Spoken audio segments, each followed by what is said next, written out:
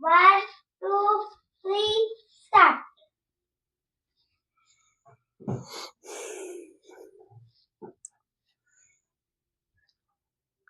ಕರುನಾಡಿಗೆ ನಮಸ್ಕಾರ. ನಾನು ನಿಮ್ಮ DGK ಸರ್, ಅಕ್ಕಲಕೋಟೆ, ಸೊಲ್ಲಾಪುರ ಜಿಲ್ಲೆ, ಮಹಾರಾಷ್ಟ್ರ. ಕರುನಾಡಿನ ಎಲ್ಲ ವಿದ್ಯಾರ್ಥಿ ಮಿತ್ರರಿಗೆ ಪ್ರೀತಿಯ ನಮಸ್ಕಾರ ಹೇಳುತ್ತಾ, ನವೆಂಬರ್ ತಿಂಗಳಲ್ಲಿ ನಡೆಯುವ ಕೆಸೆಟ್ ಪರೀಕ್ಷೆಯ ಕುರಿತು ನಾವು ಭರ್ಜರಿಯಾಗಿ ತಯಾರಿ ಮಾಡಲು ಹೊರಟಿದ್ದೇವೆ. Well begun is half done ಅಂತೇಳಿ ಕರೀತಾರೆ. Well begun is half done. ಸುವ್ಯವಸ್ಥಿತವಾಗಿ ನಾವು ಪ್ರಾರಂಭ ಮಾಡಿದರೆ ಅದು ಯಶಸ್ವಿಯ ಗುರಿಯನ್ನು ತಲುಪುತ್ತೇವೆ. ಯಾರು ಸಿಸ್ಟಮೆಟಿಕ್ ಆಗಿ ಪ್ರಾರಂಭ ಮಾಡುವುದಿಲ್ಲವೋ ಅವರು ಸಾಧನೆ ಮಾಡಲು ಸಾಧ್ಯವಿಲ್ಲ.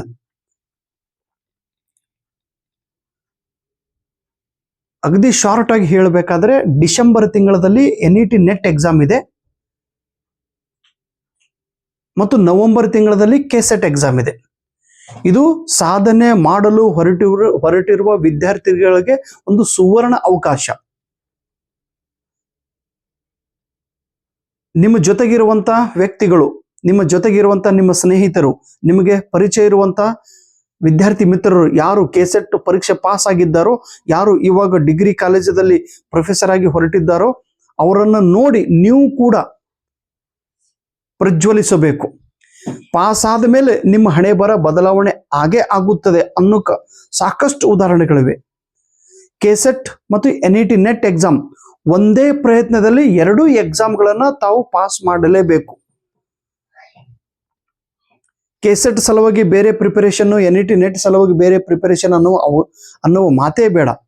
ಒಂದೇ ಗುರಿ, ಒಂದೇ ಪ್ರಯತ್ನ, 2 ಹಣ್ಣುಗಳು.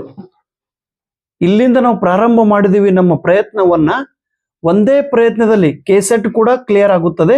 ನೆಟ್ ಎಕ್ಸಾಮ್, ಡಿಸೆಂಬರ್ದಲ್ಲಿ ನಡೆಯುವ ನೆಟ್ ಎಕ್ಸಾಮ್ ಕೂಡ ಕ್ಲಿಯರ್ ಆಗುತ್ತದೆ. ಈ ಪರೀಕ್ಷೆಯನ್ನು ಉತ್ತೀರ್ಣ ಆಗಬೇಕಾದರೆ ಮೊಟ್ಟ ಮೊದಲನೇದು ಏನಿರಬೇಕು ಅಂತಂದ್ರೆ, ನಿಮ್ಮ ಮನಸ್ಸಿನೊಳಗೆ ನಿರ್ದಿಷ್ಟವಾದ ಗುರಿ ಇರಬೇಕು. ಹೌದು, ನಾನು ಕೆಸೆಟ್ ಆಗಲೇಬೇಕು, ನನಗೆ ಪ್ರೊಫೆಸರ್ ಆಗುವ ಕನಸಿದೆ.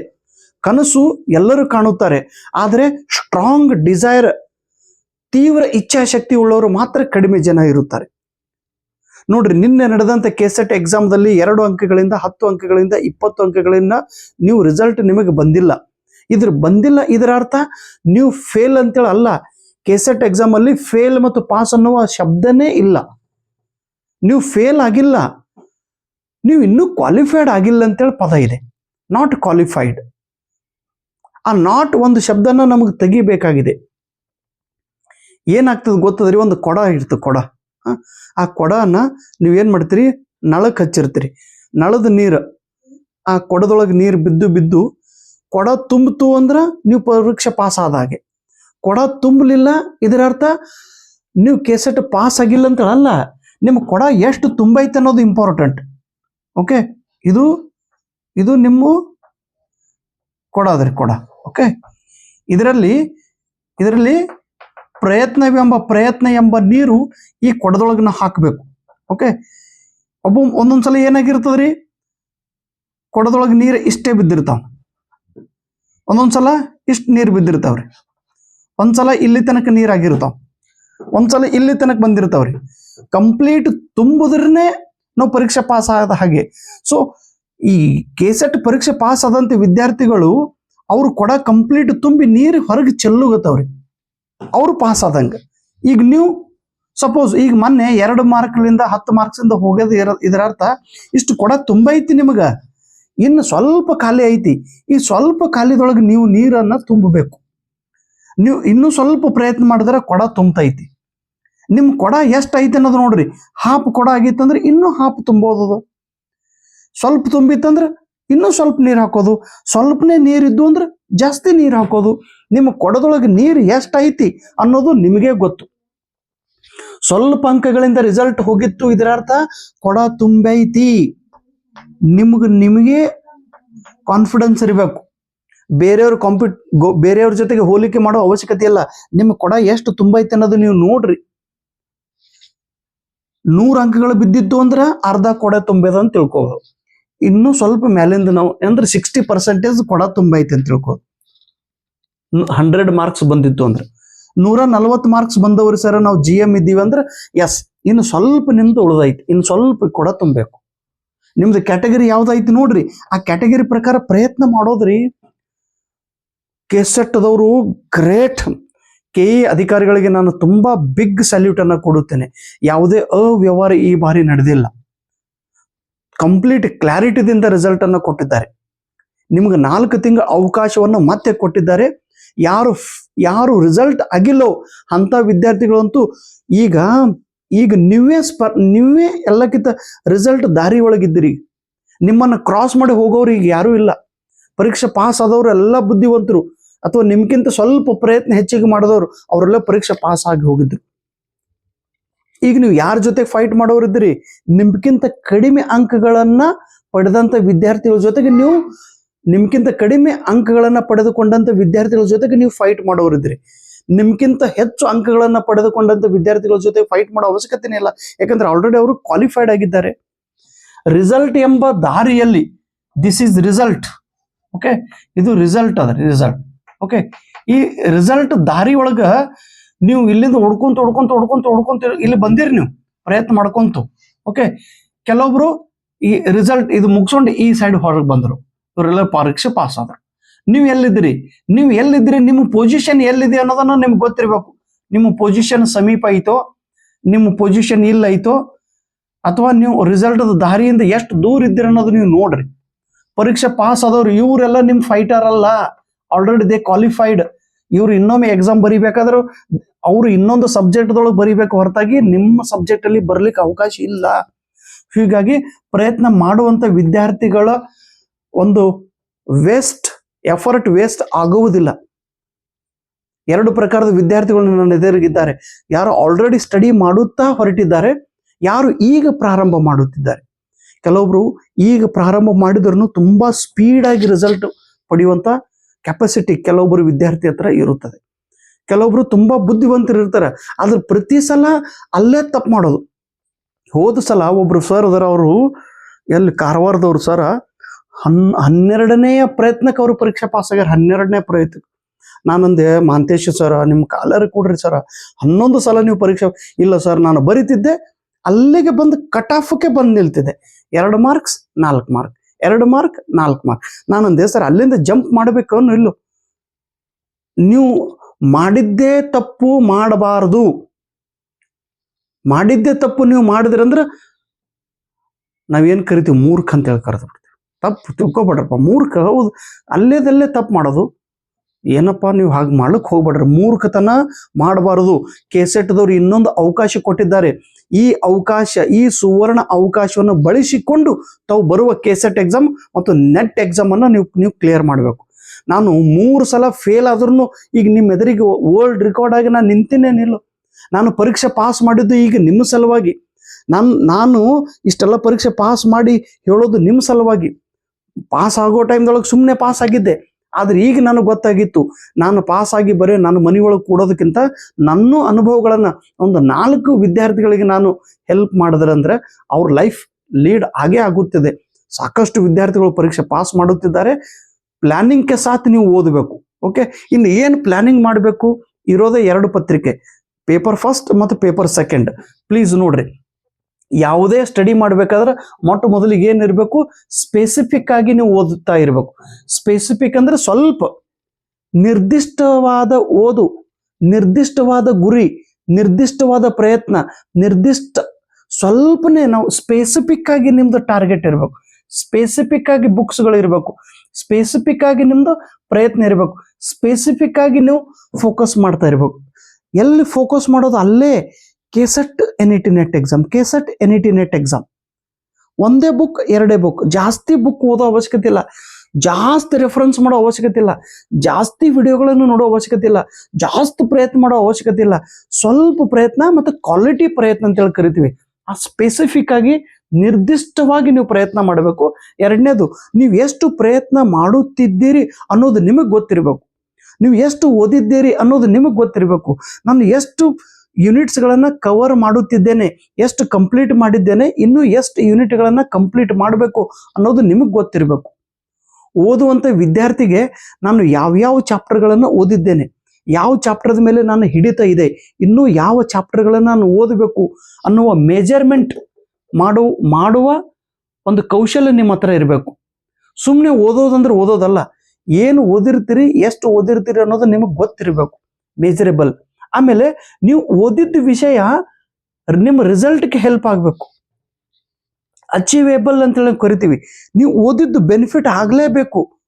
ನೀವು ಯಾವ ವಿಡಿಯೋ ನೋಡ್ತೀರ ಆ ವಿಡಿಯೋದಿಂದ ನಿಮಗೆ ಮಾರ್ಕ್ಸ್ ಬರಲೇಬೇಕು. ನೀವು ಏನು ಕೇಳಿರ್ತೀರೋ ಆ ಕೇಳೋದ್ರಿಂದ ನಿಮಗೆ ಮಾರ್ಕ್ಸ್ ಬರಲೇಬೇಕು. ನೀವು ಏನು ಓದಿರ್ತೀರೋ ಆ ಓದುವುದರಿಂದ ನಿಮಗೆ ಮಾರ್ಕ್ಸ್ ಬರಲೇಬೇಕು. ನೀವು ಏನು ಬರೆಯುತ್ತೀರೋ ಆ ಬರೆಯುವುದರಿಂದ ನಿಮಗೆ ಮಾರ್ಕ್ಸ್ ಬರಲೇಬೇಕು. ಅಚೀವೇಬಲ್. ಯಾವುದೇ ಕೆಲಸ ಮಾಡಪ್ಪ, ಅದು ಎಕ್ಸಾಮ್ ರಿಲೇಟೆಡ್ ಇರುವಂಥ ಕೆಲಸ ಮಾಡು, ಆ ಕೆಲಸದಿಂದ ರಿಸಲ್ಟ್ ಆಗಬೇಕು. ಅಚೀವೇಬಲ್ ಅಂತೇಳಿ ಕರಿತೀವಿ. ಇಲ್ಲ ಸರ್, ನಾನು ಸಿಕ್ಕಾಪಟ್ಟೆ ಡೈಲಿ ನಾನು 1-2 ತಾಸು ನಾನು ನ್ಯೂಸ್ ಪೇಪರ್ ಓದ್ತೀನಿ ಅಂದ್ರೆ ಅದು ಹುಚ್ಚುತ್ತಾನ ಅಂತ ಹೇಳಿ ಕರಿತೀವಿ. ಡೈಲಿ 2 ತಾಸು ನ್ಯೂಸ್ ಪೇಪರ್ ಓದೋದ್ರಿಂದ ಕೆಸೆಟಿಗೆ ಹೆಲ್ಪ್ ಆಗಂಗಿಲ್ಲ, NET 90 ಎಕ್ಸಾಮ್ಗೆ ಹೆಲ್ಪ್ ಆಗಂಗಿಲ್ಲ. ನ್ಯೂಸ್ ಪೇಪರ್ ಡೈಲಿ 2 ತಾಸು ಓದೋದ್ರಿಂದ UPSC ಎಕ್ಸಾಮ್, KAS ಎಕ್ಸಾಮ್ಗೆ ಹೆಲ್ಪ್ ಆಗ್ತದೆ ಹೊರತಾಗಿ ನೆಟ್ ಮತ್ತು ಕೆಸೆಟಿಗೆ ಹೆಲ್ಪ್ ಆಗಂಗಿಲ್ಲ. ನಾವು ಏನು ಮಾಡ್ತೀವಿ, ಏನು ಓದ್ತೀವಿ ಅದು ರಿಸಲ್ಟ್ ಓರಿಯೆಂಟೆಡ್ ಇರಲೇಬೇಕು. ಆಮೇಲೆ ರಿಯಲಿಸ್ಟಿಕ್ ಆಗಿರಬೇಕು.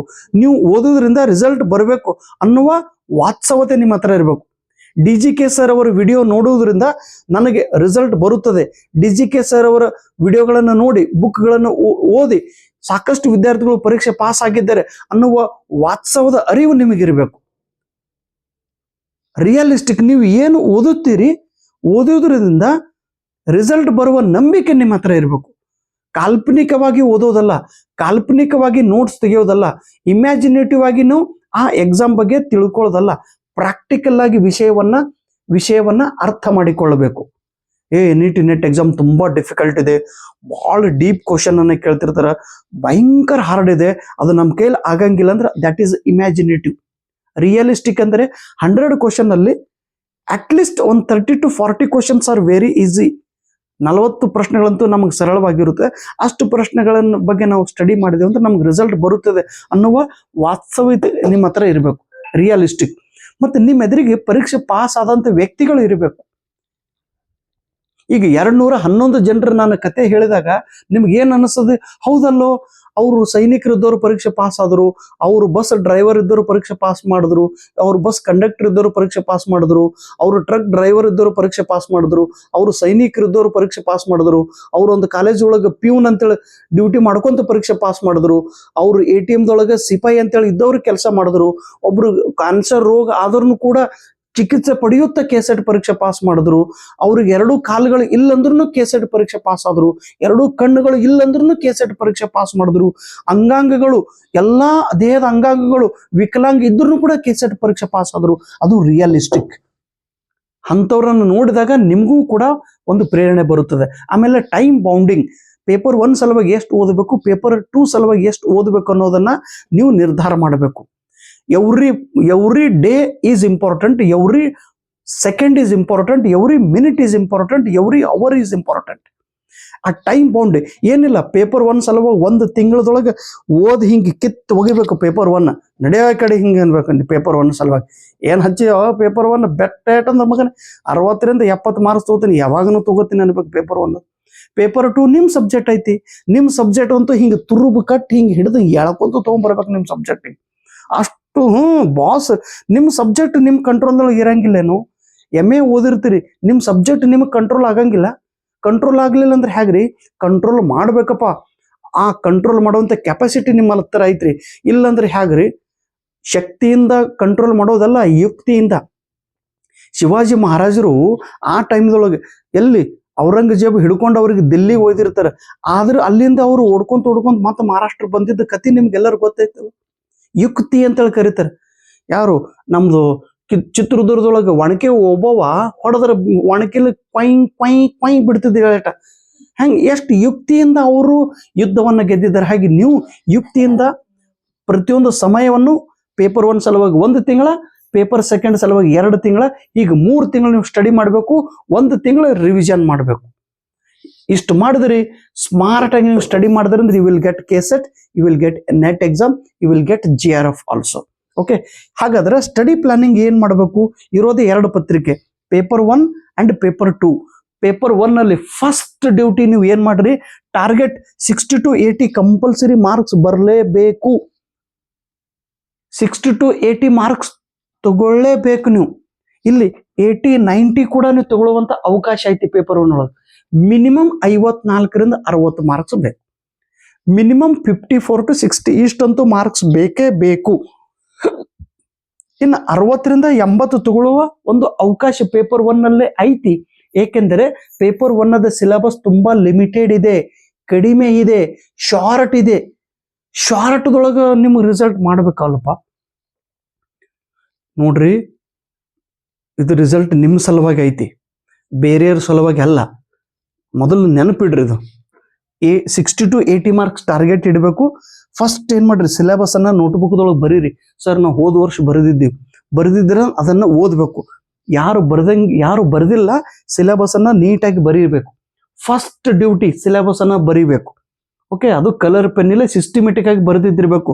ದೊಡ್ಡ ಹಾಳಿ ಒಳಗೆ ಬರೆದು ನೀವು ಎಲ್ಲಿ ಓದ್ತೀರಿ ಅಲ್ಲಿ ನಿಮ್ಮ ರೂಮ್ದೊಳಗೆ ಅದನ್ನ ಸಿಗಿಸಬೇಕು. ಓಕೆ, ಡೈಲಿ ಸಿಲೆಬಸ್ ಅನ್ನ ಓದಲೇಬೇಕು. This is mandatory, this is compulsory. Second one is old question paper. ಇದಕ್ಕಿಂತ ಮುಂಚೆ ನಡೆದಂತ ಕ್ವಶನ್ ಪೇಪರ್ಗಳು ನಿಮ್ಮ ಹತ್ರ ಇರಬೇಕು. KCET ಆಯ್ತಲ್ಲೋ, ಅಟ್ಲೀಸ್ಟ್ ಒಂದು 3 ವರ್ಷದ ಕ್ವಶನ್ ಪೇಪರ್ ಅಂತೂ ನಿಮ್ಮ ಹತ್ರ ಕಂಪಲ್ಸರಿ ಬೇಕು. 3 years. ಅದಕ್ಕಿಂತ ಹಿಂದಿಂದ ಇದ್ದು ಅಂದ್ರೆ ಓಕೆ, ಇರದೇ ಇದ್ರು ಕೂಡ don't worry, but you should have the 3 question paper. ಯಾವುದು? KCET ಮತ್ತೆ NET ನೆಟ್ ಎಕ್ಸಾಮ್ದು ಕ್ವಶನ್ ಪೇಪರ್ ನಿಮ್ಮ ಹತ್ರ ಇರಬೇಕು. At least 3 question paper, 3 question paper ಇರಬೇಕು. ನೀವು 3 ಕ್ವಶನ್ ಪೇಪರ್ ಅಲ್ಲಿ 1 ಕ್ವಶನ್ ಪೇಪರ್ ಕೈಯಿಂದ ಬರೀಬೇಕು. ನೀವು ಕ್ವಶನ್ ಪೇಪರ್ ಬರೆಯುವುದರಿಂದ ಆ ಕ್ವಶನ್ದ ಇನ್ನರ್ ಮೀನಿಂಗ್ ನಿಮಗೆ ಅರ್ಥವಾಗುತ್ತದೆ. ಅದಾದ ನಂತರ ಪೇಪರ್ 1 ಸಲುವಾಗಿ ಒಬ್ಬ ಲೇಖಕರ ಬುಕ್ ಅನ್ನ ನೀವು ತಗೊಳ್ರಿ. ನಂದು ಬುಕ್ ತಗೋರಿ ಅಥವಾ ಬೇರೆ ಯಾವುದೇ ಲೇಖಕರದ್ದು ಒಂದೇ ಒಂದು ಬುಕ್. 4-5 ಬುಕ್ ತೆಗೆದುಕೊಳ್ಳುವ ಅವಶ್ಯಕತೆ ಇಲ್ಲ. ಒಂದು ಬುಕ್ ಆಲ್ರೆಡಿ ನಾನು ಮಾರ್ಕೆಟ್ದೊಳಗಿರುವ ಎಲ್ಲಾ ಬುಕ್ಗಳನ್ನು ನಾನು ನೋಡಿದ್ದೇನೆ. ನಾನು ಸ್ವತಃ 10 ವರ್ಷ ಈ ಎಕ್ಸಾಮ್ ಬರೆದಿದ್ದೇನೆ. ಅದನ್ನ ನೋಡಿ, ಅದನ್ನ ರೆಫರ್ ಮಾಡಿ ಎಕ್ಸಾಮ್ ಬರೆದು ಅನುಭವದಿಂದ ಒಂದು ಬುಕ್ ಅನ್ನ ಬರೆದಿದ್ದೇನೆ, ಕನ್ನಡ ಮೀಡಿಯಂದಲ್ಲಿ ಮತ್ತು ಇಂಗ್ಲಿಷ್ ಮೀಡಿಯಂದಲ್ಲಿ. ಕನ್ನಡ ಮೀಡಿಯಂದು ಥಿಯರಿ ಬುಕ್ ನಿಮ್ಮ ಹತ್ರ ಇರಬೇಕು. ಒಂದೇ ಒಂದು ಬುಕ್ ತಗೋಬೇಕು. ಸರ್ ನಿಮ್ ಬುಕ್ ಬೇಡ ಅಂದ್ರೆ ಬಿಡು, ಬೇರೆ ಲೇಖಕರದ್ದು ಒಂದು ಬುಕ್ ಅನ್ನ ತಗೋಬೇಕು. ಓಕೆ, ನನ್ನ ಮಾತು ಕೇಳ್ತಿದ್ದೀರಂದ್ರೆ ಪ್ಲೀಸ್ ನಂದೇ ಬುಕ್ ಓದ್ರಿ. ನಾನೇ ಶಾಣೆ ಇದ್ದೀನಲ್ಲ. ನನ್ನ ಬುಕ್ ಯಾಕೆ ಓದ್ಬೇಕು ಅನ್ನೋದು ರಿಸಲ್ಟ್ ಅಂತ ಬಂದಾಗ ನಿಮ್ಗೆ ಗೊತ್ತಾಗ್ತದೆ. ಇಲ್ಲಿ ತನಕ ರಿಸಲ್ಟ್ ಬಂದಂತ ವಿದ್ಯಾರ್ಥಿಗಳ ಅಭಿಪ್ರಾಯಗಳನ್ನ ನೀವು ಕೇಳ್ರಿ. ಒಂದು ಬುಕ್ ಅನ್ನ ಓದ್ರಿ, ಅಥವಾ ಬೇರೆ ಒಬ್ರು ಯಾವುದೇ ಲೇಖಕರದ್ದು ಒಂದು ಬುಕ್ ಅನ್ನ ತಾವು ತೆಗೆದುಕೊಳ್ಬೇಕು, ಒಂದೇ ಒಂದು ಬುಕ್. ಆಮೇಲೆ ಇದು DGK ಸರ್ ಅವರ MCQ ಕ್ವಶನ್ ಬ್ಯಾಂಕ್ ವ್ಯಾಲ್ಯೂಮ್ 1 ಮತ್ತು ವ್ಯಾಲ್ಯೂಮ್ 2 ಈ 2 ಬುಕ್ಗಳು ನಿಮ್ಮ ಹತ್ರ ಬೇಕು. ಕ್ವಶನ್ ಬ್ಯಾಂಕ್ ಅಂತೇಳಿ ಕರಿತೀವಿ ನಾವು. Question bank volume 1 and volume 2, ಇವು 2 ಬುಕ್ ನಿಮ್ಮ ಹತ್ರ ಬೇಕು ನೋಡಪ್ಪ. ನಾನು ಯಾಕೆ ರಿಪೀಟ್ ಈ ಮಾತನ್ನು ಹೇಳುತ್ತಿದ್ದೇನೆ ಅಂದ್ರೆ, ಈ ಬುಕ್ದಿಂದ ನಿಮಗೆ ಬೆನಿಫಿಟ್ ಆಗ್ತೈತಿ. ಈ 2 ಬುಕ್, ಇದು ಇಂಗ್ಲಿಷ್ ಮೀಡಿಯಂದೊಳಗೆ ಐತಿ. ಇದನ್ನ ನೀವು ಏನ್ ಮಾಡ್ರಿ, ಗೂಗಲ್ ಲೆನ್ಸ್ ಯೂಸ್ ಮಾಡಿ ಇಂಗ್ಲಿಷ್ ಟು ಕನ್ನಡದಲ್ಲಿ ಟ್ರಾನ್ಸ್ಲೇಷನ್ ಮಾಡಿ ಓದಬೇಕು. ಇಂಗ್ಲಿಷ್ ಓದೋದ್ರಿಂದ ನೆಟ್ಟಿಗೆ ಹೆಲ್ಪ್ ಆಗ್ತದೆ. ಇಲ್ಲಿ ಗಮನ ಕೊಡ್ರಿ. ಸರ್ ಬಹಳ ಹಾರ್ಡ್ ಇದಕ್ಕೆ ಹಾರ್ಡ್ ಅನ್ಬಾರ್ದಪ್ಪ. ನಮ್ಮ ಸಂಗಮ್ಮ 2 ಕಾಲು ಇಲ್ಲಾರ ತಂಗಿ ಇಂಗ್ಲಿಷ್ ಬರಂಗಿಲ್ಲ ಅಂದ್ರೂ ಇಂಗ್ಲಿಷ್ ಓದಿ GRF ಮಾಡ್ಕೊಂಡ್ ಬಿಟ್ಳಮ್ಮ. ಸರ್ ನಾನು ಇಂಗ್ಲಿಷ್ ಬರಂಗಿಲ್ಲ ಅಂತ ಮೊದಲಿಗೆ ಅಂತಿದ್ಳು. ನಾನು ಅಂದೆ, ಅಮ್ಮ ನೀ ಟ್ರಾನ್ಸ್ಲೇಷನ್ ಮಾಡಿ ಓದು, ಒಂದ್ ಸ್ವಲ್ಪ ಪರಿಶ್ರಮ ಪಡು, GRF ಮಾಡ್ಕೊಂಡಳು ನಿಲ್ಲು. ಅಶ್ವಿನಿ ಕಲಬುರ್ಗಿ ತಂಗಿ 2 ಕಣ್ಣಿಲ್ಲ, ಇಂಗ್ಲಿಷ್ ಬುಕ್ ಹೇಗೆ ಓದಳು ಗೊತ್ತದೇನ್ರಿ? ಇನ್ನೊಬ್ಬರ ಕಡೆಯಿಂದ ಬುಕ್ ಅನ್ನ ಓದಿಸಿ ಅದನ್ನ ಮೊಬೈಲ್ ಒಳಗೆ ರೆಕಾರ್ಡಿಂಗ್ ಮಾಡಿ, ಆ ರೆಕಾರ್ಡಿಂಗ್ ಮಾಡಿದ್ದು ಕೇಳಿ ಇಡೀ ಬುಕ್ಕೇ ಬಾಹ್ಯಾಟ ಮಾಡ್ಯಾಳ ಆ ತಂಗಿ ಅಶ್ವಿನಿ. 2 ಕಣ್ಣು ಇರ್ಲಾರ್ದ ತಂಗಿ ಇಡೀ ಬುಕ್ಕೇ ಓದಿ, ಇಡೀ ಬುಕ್ಕೆ ಬರೀ ಕೇಳಿ ಬಾಹ್ಯಾಟ ಮಾಡಿ KCET ಎಕ್ಸಾಮ್ ಪರೀಕ್ಷೆ ಪಾಸ್ ಮಾಡಿದ್ರು. ಈಗ ನಿಮ್ ಸಲುವಾಗಿ ನೆಟ್ ಎಕ್ಸಾಮ್ ಕೂಡ ಬರಿತಾ ಇದ್ದಾಳ ಅಮ್ಮ. ಈ ಬುಕ್ ಇಡೀ ಬುಕ್ ಅವ್ರು ರೆಕಾರ್ಡಿಂಗ್ ಮಾಡಿದ್ದಾಳೆ ನೋಡಪ್ಪ. ಮಾಡುವವನಿಗೆ ಅಥವಾ ನಡೆಯುವವನಿಗೆ ಹಲವಾರು ದಾರಿ ಅಂತೇಳಿ ಕರಿತೀವಿ. ಮಾಡುವ ಮನಸ್ಸು ನಿಮ್ಮ ಹತ್ರ ಇರಬೇಕು. ಅದು ಹಗಲು ರಾತ್ರಿ ಒಂದು ಮಾಡಿ ನೀವು ಓದಬೇಕು ಅಂದಾಗ ಇಂಥ ನೋಡ್ರಿ ಕೆಸೆಟ್ದವರು ಇಂಥ ಅವಕಾಶ ಎಂದೂ ಕೊಟ್ಟಿಲ್ಲಪ್ಪ. ಕೇದವ್ರು ಎಂಥ ಅವಕಾಶ, ಹೋದ ಸಲ 2021 ಒಳಗೆ ಆಗಿದ್ದ ಕೆಸೆಟ್ಟು 2 ವರ್ಷ ತನಕ ಕೆಸೆಟ್ ಎಕ್ಸಾಮ್ ಆಗಿಲ್ಲಪ್ಪ. ಈಗ ನಿಮಗೆ ಎಕ್ಸಾಮ್ ಮುಗಿದು ರಿಸಲ್ಟ್ ಬಂದು 1 ತಿಂಗಳೂ ಆಗಿಲ್ಲ, ಇಮಿಡಿಯೇಟ್ ಆಗಿ ಇನ್ನೊಂದು ಅವ್ರು ನೋಟಿಫಿಕೇಶನ್ ಕೊಟ್ಟಿದ್ದಾರೆ. ಸೊ ಇಂಥ ಸುವರ್ಣ ಅವಕಾಶವನ್ನು ತಾವು ಮಿಸ್ ಮಾಡಿಕೊಳ್ಳಬಾರದು. ನಿಮ್ಮ ಪ್ರಯತ್ನ ಮತ್ತೆ ಸತತವಾಗಿ ಇರಲೇಬೇಕು, ಸ್ಪೀಡ್ ಆಗಿರಬೇಕು. ಓಕೆ, ಈ 2 ಬುಕ್ಕನ್ನು ಕಂಪಲ್ಸರಿಯಾಗಿ ಓದ್ರಿ. ರೊಕ್ಕ ಖರ್ಚಾಗ್ತವೆ ರೀ ಅನ್ಕೋತ ಕೂಡ್ಬೇಡ್ರಿ, ಒಂದು ಬಟ್ಟಿ ಕಡಿಮೆ ತಗೋರಿ ಈ ಸಲ ನೀವು. ಆದ್ರೆ ಈ ಬುಕ್ಕನ್ನು ಓದ್ಬೇಕಪ್ಪ. ಈ ಬುಕ್ಕದ ಹಿಂದಿನ ಪರಿಶ್ರಮ ನನಗೆ ಗೊತ್ತೈತಿ. ನಾ ಎಲ್ಲೆಲ್ಲಿ ಕ್ವಶನ್ ಅನ್ನ ತಂದಿದ್ದೇನೆ, ಹೇಗೆ ಅದನ್ನ ಅನಾಲಿಸಿಸ್ ಮಾಡಿದ್ದೇನೆ, ಹೇಗೆ ಅದನ್ನ ಫ್ರೇಮ್ ಮಾಡಿ ಒಂದೊಂದು ಯೂನಿಟ್ದೊಳಗೆ ಇಟ್ಟಿದ್ದೇನೆ ಅನ್ನುವ ಅದಕ್ಕೆ ತ್ಯಾಗ ನಂದೈತೆಪ್ಪ. ನನ್ನ ತ್ಯಾಗ ನಿಮಗೆ ಯಶಸ್ಸಿನ ಮೆಟ್ಟಲಾಗಬೇಕು. So please believe on me and read these 2 books. ಅದಾದ ನಂತರ ಏನ್ ಮಾಡಬೇಕು, DGK ಸರ್ ಅವರು ನಾನು ಹೇಳುವಂಥ ವಿಡಿಯೋಗಳನ್ನ ಸೀರೀಸ್ ಆಗಿ ನೀಟಾಗಿ ತಾವೆಲ್ಲರೂ ನೋಡಬೇಕು. ನಂದು ನೋಡ್ರಿ ಅಥವಾ ಬೇರೆ ಗುರುಗಳದ್ದು ನೋಡ್ರಿ, ನಾ ಬೇಡ ಅನ್ನಂಗಿಲ್ಲ. ಪ್ರತಿಯೊಬ್ಬರು ಗುರುಗಳು ಚೆನ್ನಾಗಿ ಹೇಳುತ್ತಾರೆ. ಆದ್ರೆ ಒಂದ್ಸಲ ಆ ಸರ್ ಅವ್ರದ್ದು ವಿಡಿಯೋ ನೋಡೋದು, ಮತ್ತೆ ಬಿಡೋದು, ಮತ್ತೆ ನಂದು ವಿಡಿಯೋ ನೋಡೋದು, ನನ್ನ ವಿಡಿಯೋ ಬಿಡೋದು, ಮತ್ತೆ ಇನ್ನೊಬ್ರು ವಿಡಿಯೋ ನೋಡೋದು, ಹಿಂಗೆ ಒಂದೇ ಚಾಪ್ಟರನ್ನ ನೀವು 4-5 ವಿಡಿಯೋಗಳನ್ನ ನೋಡ್ಕೋತ ಕೂಡಬಾರದು. ಹಾಗೆ ನೋಡುವುದರಿಂದ ನಿಮ್ಮ ಟೈಮ್ ವೇಸ್ಟ್ ಆಗುತ್ತದೆ ವಿನಃ ನಿಮಗೇನು ಬೆನಿಫಿಟ್ ಸಿಗುವುದಿಲ್ಲ. ವಿಡಿಯೋ ನೋಡೋದು, ವಿಡಿಯೋ ನೋಡಿ ಬುಕ್ಕನ್ನು ಓದೋದು. ನೋಡಪ್ಪ, ಏನು ಮಾಡ್ಬೇಕಾಯ್ತು ಅನ್ನೋದು ನಿಮಗೆ ನಾ ಹೇಳ್ತಾ ಇದ್ದೀನಿ. ಒಂದೇ ಚಾಪ್ಟರ್ನ 3-4 ಜನ ವಿಡಿಯೋ ನೋಡ್ಕೊಂತ ಕೂತಾರೆ. ನಿಮ್ದು ಟೈಮ್ ಈಸ್ ಇಂಪಾರ್ಟೆಂಟ್. ನಾನು ನೋಡಬೇಡ, ಅವ್ರದ್ದು ನೋಡಬೇಡ, ನಂದು ನೋಡಬೇಡ, ಅಥವಾ ನಂದೇ ವಿಡಿಯೋ ನೋಡು, ಅವ್ರದೇ ವಿಡಿಯೋ ನೋಡು. I am not recommending anything. ಒಂದನ್ನೇ ನೀವು ಫಾಲೋ ಮಾಡ್ಕೊಂತ ಹೋದ್ರೆ ಏನಾಗ್ತದ್ರಿ, ನಿಮ್ಗೆ ಒಂದು ಕನ್ಸಿಸ್ಟೆನ್ಸಿ, ಸಾತತ್ಯತೆ, ಏನು ಓದಿದ್ರೆ ಏನು ಓದೋದು, ಕೇಳೋದು, ಓದೋದು, ವಿಡಿಯೋ ನೋಡೋದು, ನೋಟ್ಸ್ ಮಾಡೋದು, ಓದೋದು, ವಿಡಿಯೋ ನೋಡೋದು, ನೋಟ್ಸ್ ಮಾಡೋದು, ವಿಡಿಯೋ ಮಾಡಿ ಏನು ವಿಡಿಯೋದೊಳಗೆ ನಾನು ಬೋರ್ಡ್ ಮೇಲೆ ಬರಿತಿರ್ತೀನಿ ನೋಡು, ಆ ಪ್ರತಿಯೊಂದು ಶಬ್ದ ನಿಮ್ಮ ನೋಟ್ಬುಕ್ದೊಳಗೆ ತಾವು ದಯವಿಟ್ಟು ಬರೀಲೇಬೇಕು. ಸರ್ ಬುಕ್ದೊಳಗೆ ಇರ್ತೈತಿಲ್ಲ ಮತ್ತೆ ಯಾಕೆ ಬರೀಬೇಕಪ್ಪ. ಬುಕ್ದೊಳಗೂ ಓದ್ರಿ. ಬುಕ್ಕದ ಜೊತೆಗೆ ನಾನು ಬೋರ್ಡ್ ಮೇಲೆ ಬರೆಯುವಾಗ ಕೆಲವೊಂದು ಇನ್ನೂ ಎಕ್ಸ್ಟ್ರಾ ರೆಫರೆನ್ಸ್ ಅನ್ನು ಯೂಸ್ ಮಾಡಿ ನಾನು ಬೋರ್ಡ್ ಮೇಲೆ ಬರೀತಿರ್ತೀನಿ. ಸೊ ಹೀಗಾಗಿ ಬೋರ್ಡ್ ಮೇಲೆ ಬರೆದಂತ each and every word is important for your result. ಅದನ್ನ ಮಾಡ್ರಿ. So paper 1 complete, believe on me. 10 ಚಾಪ್ಟರ್ಗಳ ಬಗ್ಗೆ ಈ ಸಲ ನಾನು ವಿಡಿಯೋ ಮಾಡುತ್ತೇನೆ. ಆಲ್ರೆಡಿ 200 ವಿಡಿಯೋಸ್ಗಳು ರೆಡಿ ಅದಾವ್ರಿ. ಹೋದ ಸಲ ಮಾಡಿದ್ದು 200 ವಿಡಿಯೋಸ್ಗಳು ಪೇಪರ್ 1 ಸಲುವಾಗಿ ಐತಿ. ಆ 200 ವಿಡಿಯೋಗಳನ್ನ ತಾವು ಇನ್ನೊಂದು ಸಲ ನೋಡ್ಬೇಕು ಪ್ಲೀಸ್.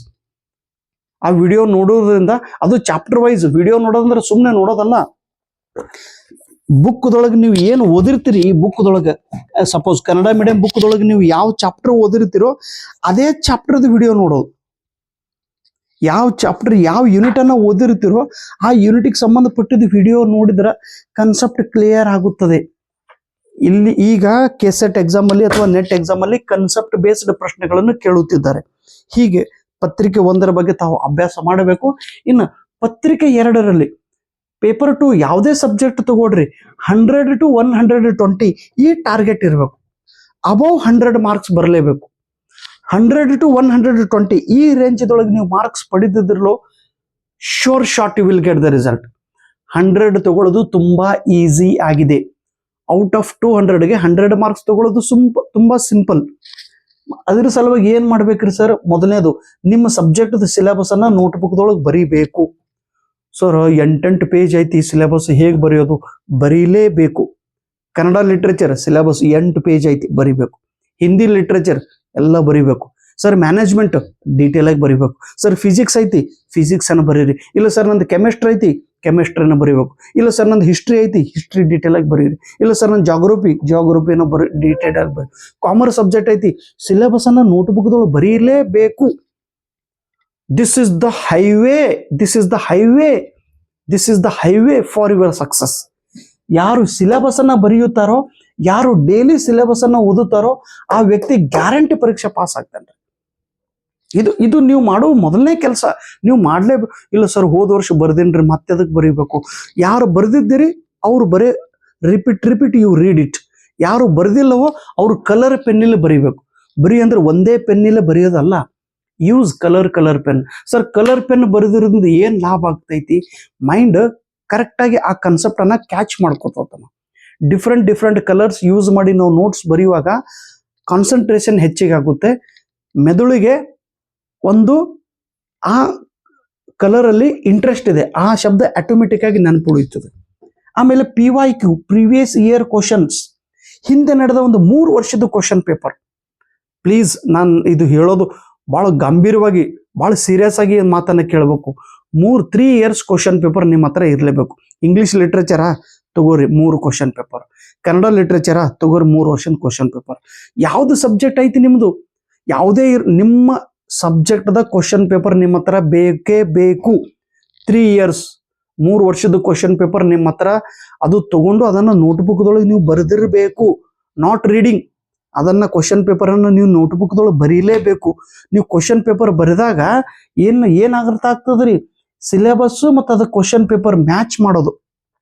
ಹೌದಲ್ಲೋ, ಇದು ಯೂನಿಟ್ ನಂಬರ್ 1ಕ್ಕೆ ಕ್ವಶನ್ ಕೇಳೇನ, ಹೌದಲ್ಲೋ ಇದು 9th ಯೂನಿಟ್ದು ಕ್ವಶನ್ ಐತಲ್ಲೋ, ಇದು 7th ಯೂನಿಟ್ ಕ್ವಶನ್ ಐತಲ್ಲೋ ಅನ್ನೋ ಒಂದು ಅನಾಲಿಸಿಸ್ ಮಾಡುವಂಥ ಕೆಪಾಸಿಟಿ ನಿಮಗೆ ಬೆಳೀತದ್ರಿ ಇದು. ಆಮೇಲೆ 3ನೇದು, ಪ್ಲೀಸ್ ಅನ್ಲಿಗತ್ತೀನ್ರ ನಿಮಗೆ. ಪ್ಲೀಸ್ ನಾನು ಯಾಕೆ ಅನ್ಲಿಗತ್ತೀನಿ ಗೊತ್ತದ್ರಿ, ನನಗೆ ಗೊತ್ತೈತಿ ನಾನು ಎಷ್ಟು ಇದಕ್ಕೆ ಕಷ್ಟಪಟ್ಟಿನಂತೇಳಿ, ನಾನು ಎಷ್ಟು ತ್ಯಾಗ ಮಾಡಿರೋ ಅನ್ನೋದು ನನಗೆ ಗೊತ್ತೈತಿ. ಪ್ರತಿಯೊಂದು ರಾಜ್ಯದೊಳಗೆ ಹೋಗಿ ಎಕ್ಸಾಮ್ ಬರೆದು ಬರುವಾಗ ಪ್ರತಿಯೊಂದು ರಾಜ್ಯದ್ದು ಸೆಟ್ ಪೇಪರ್, ಪ್ರತಿಯೊಂದು ರಾಜ್ಯದೊಳಗಿರುವಂಥ ಸೆಂಟ್ರಲ್ ಯೂನಿವರ್ಸಿಟಿ, ಟಾಪ್ ಯೂನಿವರ್ಸಿಟಿಗೆ ಭೇಟಿ ಕೊಟ್ಟು ಅಲ್ಲಿ ಲೈಬ್ರರಿ ಒಳಗಿಂದು ಕೆಲವೊಂದು ಇಂಪಾರ್ಟೆಂಟ್ ಕ್ವಶನ್ಸ್ಗಳನ್ನು ನಾನು ತೆಗೆದುಕೊಂಡು ಬಂದಿದ್ದೇನೆ ನನಗೆ ಓದುವ ಸಲುವಾಗಿ. ನಾನು ಇಂಗ್ಲೀಷ್ ಲಿಟ್ರೇಚರ್ ಪ್ರಶ್ನೆಗಳನ್ನು ನಾನು ಕಲೆಕ್ಷನ್ ಮಾಡುವಾಗ ನನಗೆ ನಿಮ್ಮ ಸಬ್ಜೆಕ್ಟ್ದು ಪ್ರಶ್ನೆಗಳು ಪ್ರತಿಯೊಂದು ಇಂಪಾರ್ಟೆಂಟ್ ಯೂನಿವರ್ಸಿಟಿ ಒಳಗೆ ನನಗೆ ಗೊತ್ತಾಯ್ತು, ಓ ವೆರಿ ಇಂಪಾರ್ಟೆಂಟ್ ಕ್ವಶನ್ಸ್ ಅದ ಅಂತೇಳಿ. ಆ ಪ್ರಶ್ನೆಗಳನ್ನು ನಾನು ನಿಮಗೆ ಕೊಡ್ತೀನಿ. ಅದನ್ನು ನೀವು ಏನು ಮಾಡಬೇಕು, ಇದು ಜೆರಾಕ್ಸ್ ಐತಿ, ನಾನು ಓಪನ್ ಆಗಿ ಹೇಳ್ತಾ ಇದ್ದೀನಿ. ಈ ಪ್ರಶ್ನೆಗಳನ್ನು ನಾನು ನಿಮಗೆ ಜೆರಾಕ್ಸ್ ಕೊಡ್ತೀನಿ ಅಂತ. ಈ ಎಲ್ಲ ಪ್ರಶ್ನೆಗಳು ಇಂಗ್ಲೀಷ್ ಮೀಡಿಯಮ್ದೊಳಗದಾವ, not Hindi medium, not Kannada medium. ಈಗ ನಿಮ್ಮ ಹಿಸ್ಟ್ರಿ ಐತಲ್ಲೋ ತಗೋರಿ ಕ್ವಶನ್ ಪೇಪರ್, ಆ ಕ್ವಶನ್ ಏನೈತಿ ಅದು ಇಂಗ್ಲೀಷದೊಳಗೆ, ಜಾಗ್ರಫಿ ಇಂಗ್ಲೀಷದೊಳಗೆ, ಮ್ಯಾನೇಜ್ಮೆಂಟ್ ಇಂಗ್ಲೀಷದೊಳಗೆ.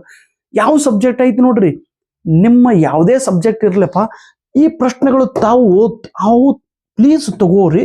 ತಗೊಂಡು ಏನು ಮಾಡ್ರಿ, ಆ್ಯಸ್ ಇಟ್ ಇಸ್ ಅದೇ ಪ್ರಶ್ನೆ ನಿಮ್ಮ ನೋಟ್ಬುಕ್ದೊಳಗೆ ಬರೀಬೇಕು ಇಂಗ್ಲೀಷದೊಳಗೆ. ಇಂಗ್ಲೀಷ್ ಬರೆಯೋದ್ರಿಂದ ನೆಟ್ಟಿಗೆ ಹೆಲ್ಪ್ ಆಗ್ತದೆ. ನೆಟ್ ಎಕ್ಸಾಮ್ ನೋಡ್ರಿ, ಒಂದೇ ಪ್ರಯತ್ನದೊಳಗೆ 2 ಲಾಭ ನಿಮಗೆ ಬೇಕಾಗುವುದೇ, ಒಂದು KCET ಮತ್ತು NET ನೆಟ್ ಎಕ್ಸಾಮ್. ಈ ಪ್ರಶ್ನೆಗಳನ್ನ, ಇಂಗ್ಲೀಷದ ಪ್ರಶ್ನೆಗಳನ್ನ ಕನ್ನಡದೊಳಗೆ ಟ್ರಾನ್ಸ್ಲೇಷನ್ ಮಾಡಬೇಕು. ಭಾಳ ಹುಡುಗರು ನನ್ನ ಪ್ರಶ್ನೆ ಕೇಳ್ತಾರೆ, ಇಲ್ಲ ಸರ್ ನೀವೇ ಟ್ರಾನ್ಸ್ಲೇಷನ್ ಮಾಡಿ ಕೊಡಬೇಕು. ಕ್ಷಮೆ ಕೇಳ್ತೀನಪ್ಪ, ಟ್ರಾನ್ಸ್ಲೇಷನ್ ಮಾಡಿ ಕೊಡುವಷ್ಟು ಸಮಯ ನನ್ನ ಹತ್ರ ಇಲ್ಲ. ನಿಮಗೆ ವಿಡಿಯೋ ಮಾಡೋದೇ ದೊಡ್ಡ ನನಗೆ ಸಾಹಸದ ಕೆಲಸ ಐತಿ. ನಿಮ್ಮ ಫೋನ್ ಸುದ್ದ ನಾನು ತೊಗೊಂಡು ನಾನು ಮಾತಾಡಂಗಿಲ್ಲ. ಮೊದಲೇ ನನಗೆ ಸ್ವಲ್ಪ ಬ್ರೈನ್ ಪ್ರಾಬ್ಲಮ್ ಆಗಿದೆ ಈಗ, ಹೀಗಾಗಿ ಫೋನ್ ಒಳಗೆ ನಾನು ಜಾಸ್ತಿ ಯಾರ ಜೊತೆಗೂ ಮಾತಾಡಂಗಿಲ್ಲ. ದಯವಿಟ್ಟು ಪ್ರೀತಿಯಿಂದ ಮತ್ತು ನಮ್ರತೆಯಿಂದ ಈ ಮಾತನ್ನು ಹೇಳುತ್ತಿದ್ದೇನೆ. ನಿಮ್ಮ ಕರೆ ನಾನು ಸ್ವೀಕಾರ ಮಾಡಿಲ್ಲ ತಿಳ್ಕೊಂಡು ತಾವು ಸಿಟ್ಟಿಗೆ ಬಂದು ನೆಗೆಟಿವ್ ಕಾಮೆಂಟ್ಸ್ಗಳನ್ನು ನಾನು ಮಾಡಬೇಡ್ರಿ. I am very sensitive person. ನಿಮ್ಮ ನೆಗೆಟಿವ್ ಪದ ನಾನು ಓದಿನಲ್ಲೋ ನಾನು ಭಾಳ ಒಮ್ಮೆ ಡಿಪ್ರೆಷನ್ದೊಳಗೆ ಬಂದುಬಿಡ್ತೀನಿ. ನಿಮ್ಗೆ ಎಷ್ಟೇ ನೋವು ಆದ್ರೂ ಕೂಡ ಒಂದು ಪಾಸಿಟಿವ್ ಶಬ್ದದೊಳಗೆ ನನಗೆ ಬರೆದು ನನ್ನ ಕಡೆಯಿಂದ ಎಷ್ಟು ಸಾಧ್ಯ ಆಗ್ತದೆ ಅಷ್ಟು ಪಾಸಿಟಿವನ್ನು ನೀವು ತಗೋಬೇಕು. ನನ್ನ ಮೇಲೆ ನೆಗೆಟಿವ್ ಆರೋಪ ಆಗಲಿ ಅಥವಾ ನೆಗೆಟಿವ್ ಕಾಮೆಂಟ್ಸ್ ಆಗಲಿ, ನೆಗೆಟಿವ್ ಅಪ್ರಿಚಿಟ್ರಲ್ಲೋ ನನಗೇನು ಫರಕ್ ಆಗಂಗಿಲ್ಲ, ನಿಮಗೆ ಆಗ್ತದೆ. ಅದಕ್ಕೆ ಒಳ್ಳೆಯದನ್ನೇ ಹೋಗಿ ಅದೇ ರಿಪ್ಲೇಟ್ ಆಗಿ ನಿಮಗೆ ಬರುತ್ತದೆ. ಸೊ ನಾ ಕೊಡುವ ಈ ಪ್ರಶ್ನೆಗಳು ಪ್ಲೀಸ್ ಪ್ಲೀಸ್ ಪ್ಲೀಸ್ ಪ್ಲೀಸ್ ಓದಬೇಕು.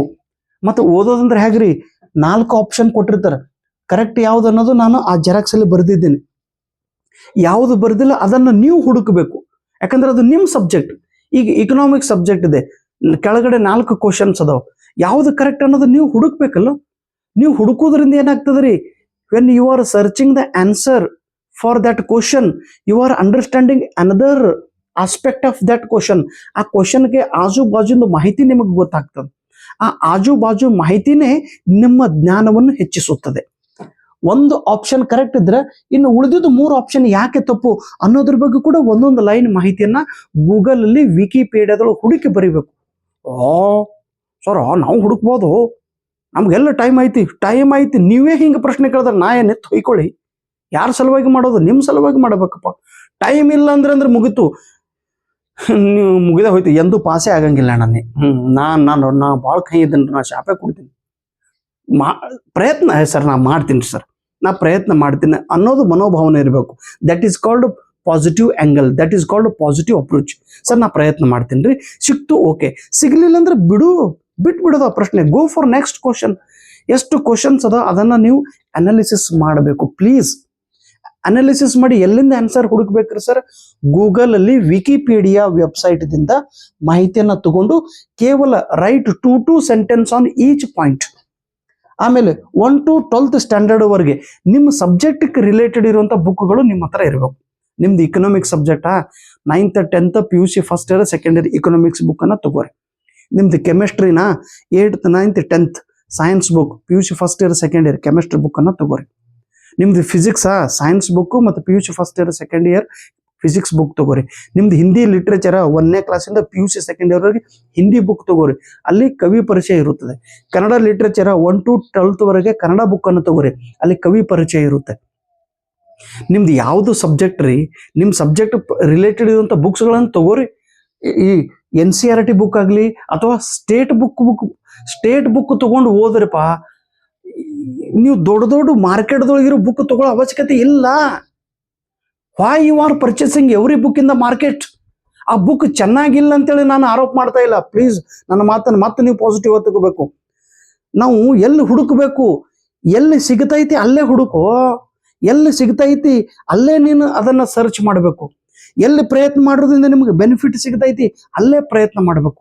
ಈ ಬುಕ್ಗಳು ನಾ ಕೊಡುವ ಪ್ರಶ್ನೆ, ಹಿಂದಿನ ಕ್ವಶನ್ ಪೇಪರ್ ಮತ್ತು ಸಿಲೆಬಸ್ ಬಸ್, ಇದಕ್ಕೆ ಬಿಟ್ಟು ಎಕ್ಸ್ಟ್ರಾ ದೊಡ್ಡ ರೆಫರೆನ್ಸ್ ಬುಕ್ ತಗೋಬೇಡ್ರಿ. ತಗೊಂಡ್ರು ಆಮೇಲೆ ಓದ್ರಿ. ನೀವು KCET NET net exam pass ಆದಮೇಲೆ ನೀವು ಯಾವಾಗ ಪ್ರೊಫೆಸರ್ ಆಗಿ ಮಕ್ಕಳಿಗೆ ಪಾಠ ಮಾಡ್ತೀರಿ ಆ ಟೈಮ್ದೊಳಗೆ, ಅಥವಾ ಅಸಿಸ್ಟೆಂಟ್ ಪ್ರೊಫೆಸರ್ ಎಕ್ಸಾಮ್ ಪ್ರಿಪರೇಷನ್ ಮಾಡುವಾಗ ಓದಕ್ಕಂತಿರುತ್ತೆ. ಈಗ ಎಷ್ಟು ಬೇಕು ಅಷ್ಟೇ ಓದ್ರಿಪ್ಪ.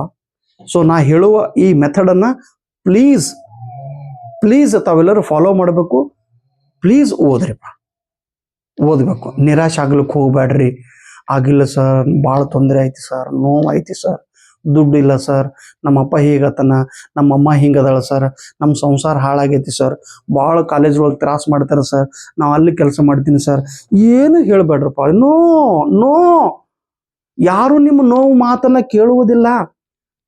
ಹೇಳಕ್ ಹೋಗ್ಬೇಡ್ರಿ. ಯಾರು ಕೇಳ್ತಾರೆ ಹೇಳ್ರಿ? ನೀವು ಅಳ್ಕೊಂತ ಹೇಳಿದ್ರಿ.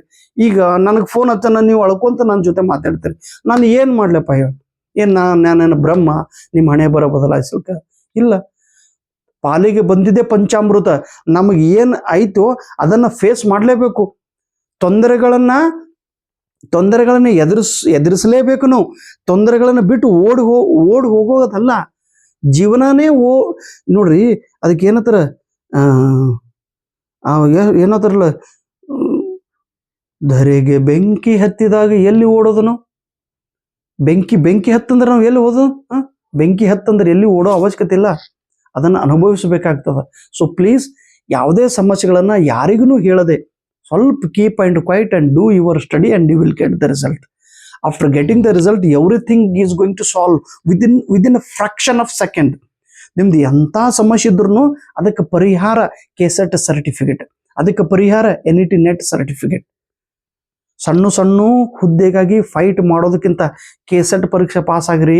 KCET ಪರೀಕ್ಷೆ ಪಾಸ್ ಆದ್ರಂದ್ರೆ ಒಂದು ಜೂನಿಯರ್ ಕಾಲೇಜ್ ಲೆಕ್ಚರರ್ ನೌಕರಿ ಹತ್ತಿದಾಗೆ, ಹೈಸ್ಕೂಲ್ ಟೀಚರ್ ನೌಕರಿ ಹತ್ತಿದಾಗೆ, ಪ್ರೈಮರಿ ಸ್ಕೂಲ್ ಟೀಚರ್ ನೌಕರಿ ಹತ್ತಿದಾಗೆ, ಕಾನ್ಸ್ಟೇಬಲ್ ನೌಕರಿ ಹತ್ತಿದಾಗೆ. ಇದಕ್ಕೆ ಹಗರ್ ತಿಳಿಬೇಡ್ರಿ. This is big respect you are going to earn. It is going to give big stability for your life. So friends, please follow my strategy and you will get the result. Thank you so much. Namaskar. Jai Karnadu. Jai Maharashtra. ಎರಡು ಅನ್ಬೇಕಾಗ್ತದ್ರಿ.